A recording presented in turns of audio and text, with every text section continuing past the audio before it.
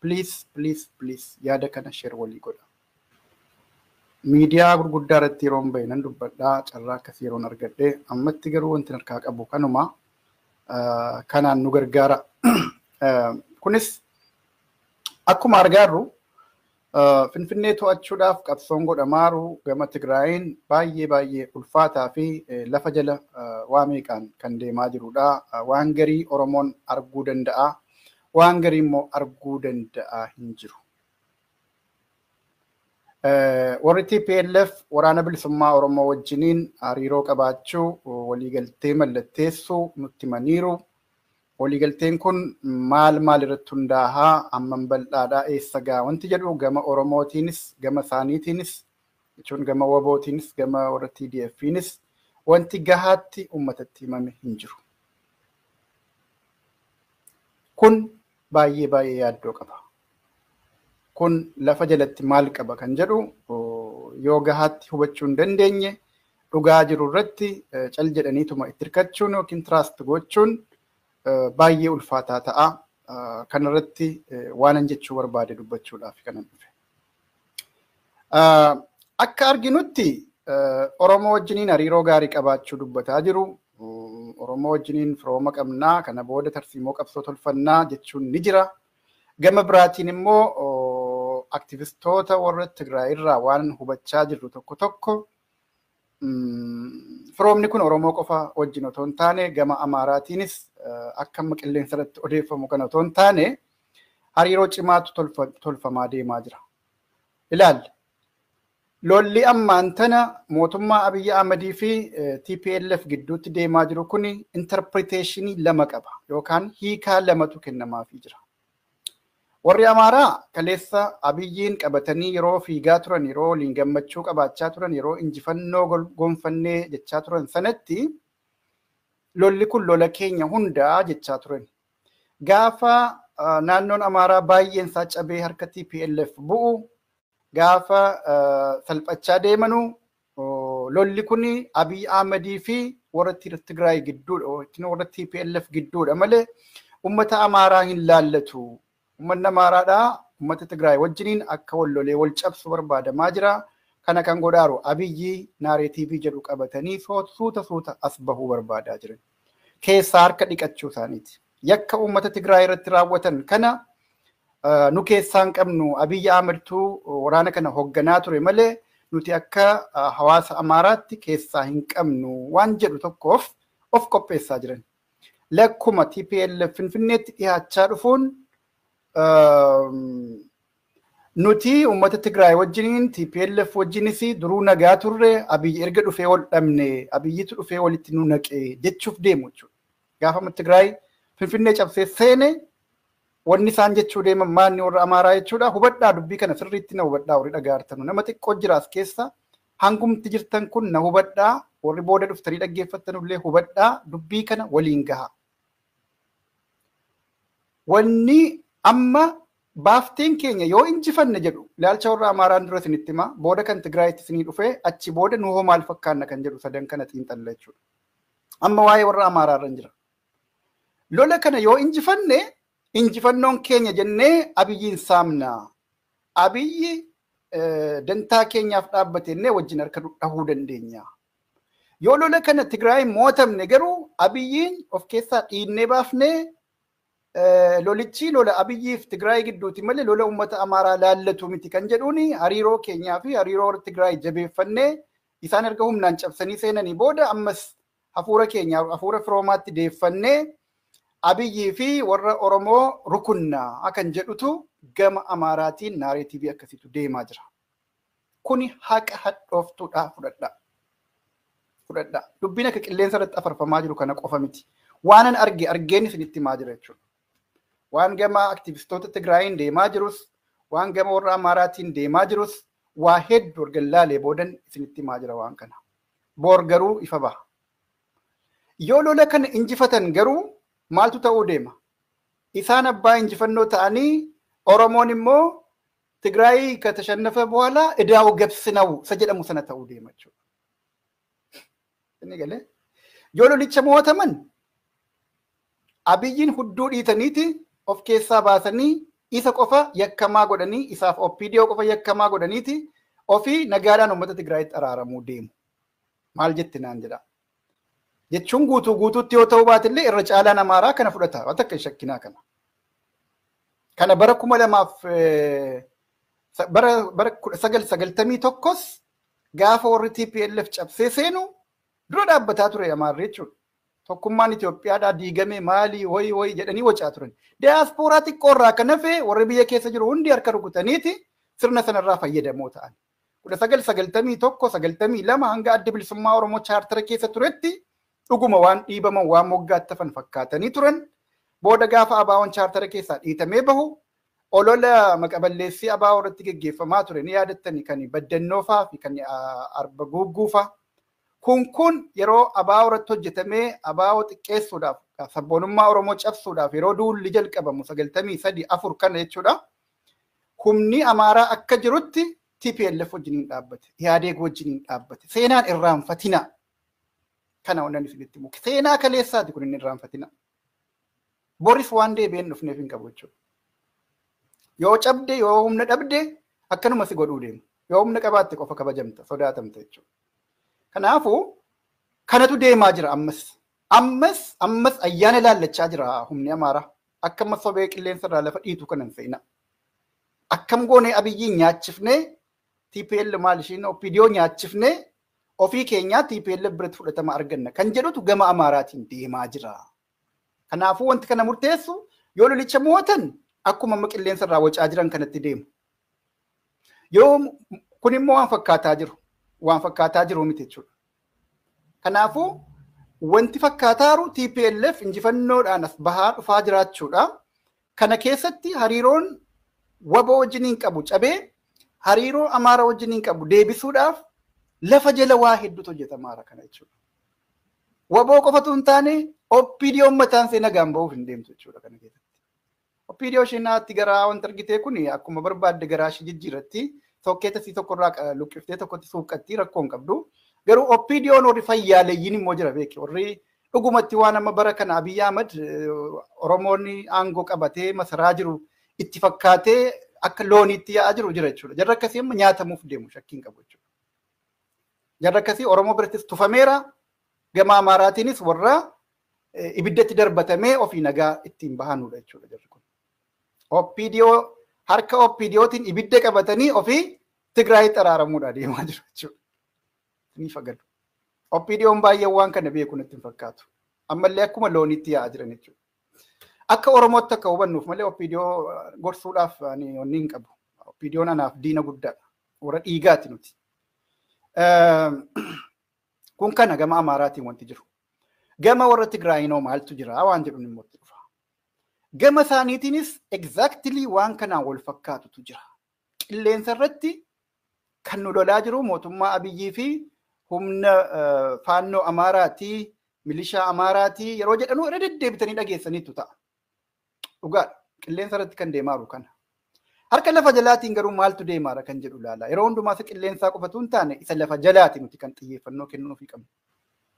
Amma lafoota to'atanii jiran adda addaa gara Walloo kana keessaa ibin Gondar Kibbaa waan akkanaa kana keessatti maaltu mul'ataara. Hawaasa Amaaraa yeroo jaaran maal godhaa jiru? Abiyyitu ibiddatti isinii oofa malee nuyi dantaa keenya tikfannee nagaan waliin jiraachuu dandeenya. Nuti bulguu miti. Juuntaa yeroo jedhanu akka bulguutti akka bineensaatti nun laalinaa. Kana kan godhaaru Abiy Ahmediif bulchiinsa isaati malee uummanni Amaaraa waa takka hin beektan cal jettanii jala oofa maartanii. Kan jedhutti itti himamaara jechuudha. Kun yeroo itti himamu hawaasa Amaaraa keessaa warri fudhataa jiru baay'eedha jechuudha. Irra hedduun isaanii yaada kanaan amanaa jiran yaada kanatti jechuudha. Dhugaadha jedhanii. Hanguma humni TPLF jabaataa dhufuun hanguma Finfinneetti siqaa deemuun hawaasni Amaaraa kun harka dha'uu fi jalqaba jechuudha. Fudhachuuf deema sirna haaraa dhufu jechuudha. Eenyu kophaa'uu deemaara? Si'i jechuudha Oromoodha. Kana beekuu qabda. Dhuguma sitti hin fakkaatin. Waba wajjiniin alayaansiin uumamee maal yeroo jedhamu kana isuma qofa qabattanii akka farda gaarii gugum jedhaa sanuma jala qofa horyaatan dubbii kana dhaabbadhaa xiinxalaa. Kun jira. Gama warra TPLFinis nuti ummata Amaaraarraa rakkoon qabnu even al tokko miidiyaa irratti dubbachaa jiru amma nuti ummata Amaaraa wajjin rakkoon qabnu rakkoon keenya sirna Abiy Ahmed wajjin qofaa jechaa jiran maal jechuudha kaleessa akkas ture lolli kun nuti Oromoon maal jechaa turre lolli kun lola naannoo Amaaraatiif naannoo Tigraay gidduuti lola warra ristii deeffannaadhaaf lolu naannoo Amaaraa fi Tigraay gidduuti Oromoon laallatu inneti Oromoorraa hambisaa ol baane jechuudha lola sana Oromoo hin dhaqiinsi laallatu jechaa baane ammas jechaatuma jirra jechuudha dhugaadha fi garuu amma yeroo politikaa bira gahamu yeroo aangootti dhiyaatamaa dhufamu maal jedhamaa jira gama TPLFinis jechuudha lolichi lola sirna Abiy Ahmed wajjiniiti malee lola ummata Amaaraa yookiin immoo hawaasa Amaaraa laallatu miti kan jedhu naareetiiviin akkasii tolfamaa dhufaa jira. Maal jechuudha isa jedhu gaas keessatti hubadha. Sirna Abiy Ahmed jechuun sirna ummata Oromoo bakka bu'u miti. Kun ifaadha ni beekan. Akkuma Oromoon of beeku isaanis ni beekan. Akkuma Oromoon sirna Abiy ofirraa tufee ittiin ajjeefamaa jiru ittiin hidhamaa jiru kana tolcha ni beeku jechuudha. Garuu aangoo siyaasaaf jecha ummata Amaaraas waa amansiisuu qabu beektu. Amma dheengadda wal ta'iinsa jedhamee DCtti mallatteeffamee jedhamu sana dhugaan seenaa. Doesn't work alone. Kophaasaa waa'ee Itoophiyaa wanti sun amma bakka bu'ee milkaa jedhanii yaaduun rakkisaa. Sababni isaa maanni jaallatamee jibbame hawaasni Amaaraa Itoophiyaa keessatti Oromoo taanee uummata wayyaba. Kana haaluu hin dandeenyu. Wal ta'iinsa sana keessa ni jira paartiin Amaaraa wayii argitaniittu hin jiru. Kanaafuu waan tarii suphanii fidanii geessanii nama amaawwanni paartii Amaaraa wayii tolchaniitti dabalullee ta'a malee oduma milkaa'ee jechuudha bifa sanaan wanti ittiin diraamaadha. Diraamaadha. Malee warra amma achi jiran sana hunda akka politikaatti political correctness itti amanu wajjin hojjennaa jedhu warri Tigraay. Garuu realitii ground irra jiru lafarra jiru Itoophiyaa keessaa immoo yoo ilaalle uummata Amaaraa amma nagahu wanni represent godhu wayii tokko walta'iinsa sana keessa jiraachuu qaba sana tolchaafii jiru ta'uu danda'a warri Amaara keessaa sanaaf of qopheesse baay'eetu jira waan ta'eef jechuudha. Kanaaf jaallatamee jibbamee warri TPLF hariiroo uummata Amaaraa wajjiniin qabanu tolfachuun isaanii dirqama. Yoo politikaa Itoophiyaa keessatti roolii guddaa taphachuu barbaadan hawaasa Amaaraa wajjiniin akkamma deemamaa jiru kanatti lola qofaan hin deeman. Sanammoo araarsuudhaaf maalitti fayyadamuudha dubbiin. Waan amma kana hadhaa'ee dhufee as ga'e kana araarsuudhaaf maalitti fayyadamu beektu? OPDO akka qoraan ibiddaatti fayyadamu jechuudha. OPDO qofatu hin taane walumaa galatti dantaan Oromoo as keessatti akka qoraan ibiddaatti shidamuuf deema jechuudha. Maal akkamitti? Abiy Ahmed Oromoo keessaa bahe jaallannee jibbine jechuudha. Diina inni hin qabne.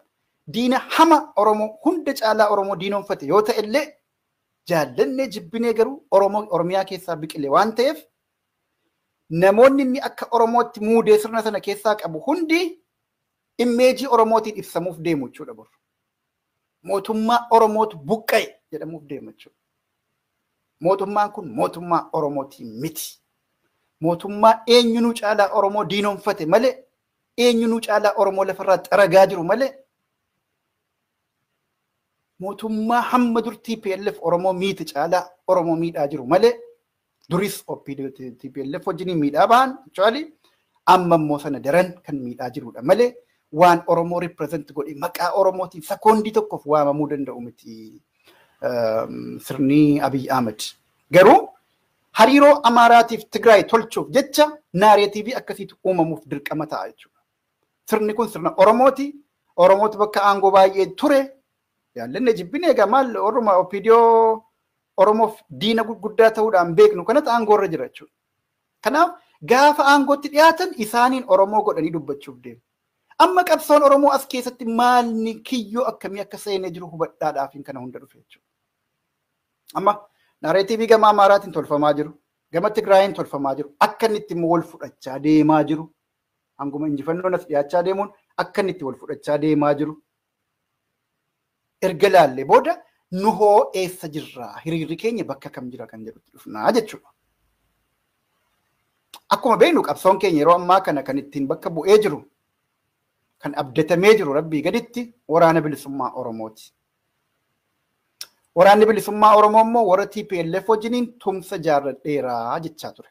Jechaas jira. Tumsa kana garuu uummata Oromoof ifan goone gaatti. Kun balaas qaba, faayidaas qaba. Faayidaan isaa tumsa akkasii iccitii irratti hundaa'a waan ta'eef iccitii isaa isaantu beeka. Iccitii sana qabachuun isaanii waan gaarii. Haa ta'u malee balaa bor dhufuu deemu hambisuudhaaf garuu qabiyyeen walta'iinsa sanaa sun maali kan jedhu yoo xiqqaate mooraa qabsoo Oromoo keessatti qaamni beekuu qabu jira. Yoo akka amma deemaa jiru kanatti wanti hundi dhokatee deema ta'ee fi wana nama gama Amaaraaf gama Tigraayin kana deemaa jira lafa jala siniin jedhu kun dhugoomee waraanni bilisummaa Oromoo meeshaa ittiin TPLFin aangoo qabsiisan qofa ta'uuf deemaa jechuudha. That is dangerous. Kana akkam waa hundumaa ukkaamsinee baasa gara deemnu kanatti qofa deemna taanaan wanti jarrittiin as bahaa jiranu baay'ee hamaadha. Jaallatamee jibbamee TPLFin kan aangoorraa buqqise qabsoo Oromooti. Kana namni irraanfate jira waggaa 3 dura barfagoo miti. Qabsoo Oromootu Finfinnee irraa isaan baase. Qabsoo Oromootu gaafatama guddaa aangoo biyyattii irratti qabanurraa buqqisee baasee Tigraayitti galchee achitti ammoo jarri Amaaraa fi Abiy Ahmed itti duulanii cabsanii holqatti galchanii jajjaboo isaanii meeqarraa ajjeesanii haaloo ammana hin jenne akka garaa kaayyatan isaan godhan jechuudha. Haaloon sun Oromoo irraa dhufa. Jalqaba shakkii tokko hin qabu. Kanarratti waan jarri ifa bahee dubbate dhageenyan cal jettanii naman amanina. Gama TPLFin amma ifatti Oromoo kaleessa imaammata dogoggoraa sirratti geggeessaa turreef rakkoon kun nutti dhufeedhanii ifa bahanii akka hooggansa TPLFitti yeroo itti dubbatan dhageessaniittu namni dhageessan yoo jiraattan naa qooda. Hin dhageenye. Baay'een itti dhiyaadha afaan isaanii nan beekaa hin dhageenye kanarratti. Akka godhanullee hanga dhiibuutti faa namoonni tokko tokko godhaa yaalaa turan jechuudha. No, akkasitti dubbachuun barbaanne jirri. Poolitikaadhaaf ni jedhu waa tokko tokko. Isaan keessaa namni jedhu jira, namni hin jenne jira. Namni jedhu jira, namni hin jenne jira. Kan adda baasaa beekaa. Hunda jedha akka hooggansaatti imaammata wal fakkaataa yookiin immoo waan kaleessaa dogoggora ture kan jedhu konviinsi wal godhaniiti deemaaran jettanii hin gowwoomfamina. Kanaaf TPLFin abdachuun daangaa qabaachuu qaba. Waan abdatanus hin jiru garuu waliin hojjechuudhaaf akka Amaarri lafa dhiitaa jiru kanatti jarri kun tumsanuuf ta'u jenneeti yaanna. Hundinuyyuu security mataa ofiitiif jecha tumsa barbaada. Iddoo akkasitti tumsa waliif ta'uu dandeenya ni jenna garuu daangaa qaba. Utubaa manaa hanga dhiiban qaba, hanga dhiisan qaba kan jedhamu sun iddoo kanatti hojjeta jechuudha. TPLF wajjiniin amma deemuu dandeenyu qabna, hamma shakkinuu qabna. Maaliif madaa baay'ee qabna kaleessa waan ta'eef. Jarris akka isaan madeessinee jirru beekan waan ta'eef. Sanarratti hooggansi gama Oromootiif hooggansi gama TPLF officially iccitiidhaan lafa jala waan jedhanu kanaa miti. Officially ifaan ifatti walitti bahanii dhufanii wal dura taa'anii siyaasaa darbe irratti herrega yerootti godhan hin argine dhageenya. Kan barbaachisu immoo kana. Dhugumatti Oromoof hawaasa qabsoo Oromootiif hawaasa qabsoo Tigraay gidduutti tumsi dhugaa ta'e amansiisaa ta'e akka dhufu yoo barbaadame hooggansa siyaasaa gama Oromoo jiruu fi uummanni Oromootti amanu hooggansa siyaasaa gama isaaniitiin jirutu walitti dhufee officially dubbatee kaleessa kun dogoggora ture. Isinis kana balleessitanii turtan. Nus kana balleessinee turre. Kan jedhu irratti dibeet godhamee waliigaltee namni ta'e yoo jiraate we trust that. Kanatti ni amanna yoo jiraate jechuudha. Amma wanni waraanni bilisummaa Oromoo jira kana wajjiniin godhe maal fakkaata kan jedhu an akka mataa kootiitti hin beeku. Hin beeku jedhee dubbachuun koo shakkiin koo kun immoo dubbii tolcha malee dubbii hin balleessu. Trust me. Ijoolleen waraana bilisummaa Oromoo deeggartan waan kana akka negatiivitti fudhachuu dandeessu ta'a. No! Gadi fageessaa ilaalaa dubbicha. Isin caalaa namni qabsoo Oromootti madaa'e hin jiruuti. Bor yoo qabsoon kun ammas deebi'ee nyaatame nu warra lafa qabbanaa jirru yookiin uummata akka tifoozootti cal jedhee taa'ee hojii dhabees ilaalaa jiru caalaa kan itti miidhamaa jiru isin waan ta'eef gara wantattiin kun itti bahartu nu caalaa suspicious taatanii hordofuu qabdan jechuudha. Kanaafuu negatiivili hin fudhatinaa warri yaada koo kana maaliif wal mareen sun ibsamuu dide kan jedhu maa dubbatta warri jettanuu jiraattan jechuudha. Kan dubbatamuu qabu jira kan ibsamuu hin qabne jira. Kana immoo innis gahaa miti. Akka adda bilisummaa Oromootti act gochuu qaba waraanni bilisummaa Oromoos baay'ee. Adda bilisummaa Oromoo caasaan isaa hangi tokko hooggansiisaa haidhamu malee inni kaan inuma function godhaa jira ammayyuu caasaan diasporaa inuma jira. Warri kaleessas qabsoo sana keessatti qooda hoogganummaa kennaa jiru numa jira arras jechuudha. Yoo xiqqaate karaa jira ala jiru karaa diasporaa jiru kanaan adda bilisummaa Oromoo waba wajjiniin tokkummaa cimaa qabaachuu danda'u qaba. Keessumattuu hojii siyaasaa akkanaa irratti keessumattuu amala TPLF warra beeku qabsoo Oromoo keessatti warra ilkaan cabsate warra rifeensa lama biqilche fayyadamuu danda'u qabu waraanni bilisummaa Oromoo. Maaliif muuxannoo darbe keessatti waa hedduu beeku. Akkuma gantoonni baay'atan Oromoo keessatti namoonni kaayyoo irratti cichanii hanga lubbuutti deemaa turaniif jiranis hedduudha jechuudha. Waan ta'eef warra nama gane hoggana keessaa warra qabsoo kana ganee biltsiginnaatti gale qofa laaltanii qabsaa'onni gameeyyiin faayidaan qabdu jettanii concluding godhina. Please. Ammallee warra jireenya isaaniitti qisaasaaranu baay'ee jiru waan ta'eef isaaniin gorfamaa. Isaan wajjin mari'adhaa. Muuxannoo TPLF wajjin diil gochuu irratti isaantu qaba waan ta'eef wajjin mari'adhaa waa'ee kanaa jechuudha. Odoo dubbiin kun booda kiyyoo hamaa keessa nuun galchin dura ammarraa akka dubbannuuf mata duree kana ajandaa godhaa jira jechuudha. Kanaaf TPLF yoo dhufe OPDO akka barbaadetti uummachuu danda'a. Fedhu warruma tortoraa dur guddisee naan booda isaan gananii dhaqanii nafxanyaatti galan sana deebisee dhukkeerraa haxaahee fayyadamuu danda'a. Hin gowwoomina. Yes maanii qofa barbaada jirri. Nama yes harka dha'uuf kana godhinnaan akka harree dhiitamee alangaadhaan garafamee hojjetu jara kasii barbaadu. Waraana bilisummaa Oromoo wajjin bifa kanaan akka hojjechuu hin dandeenye nan beeka.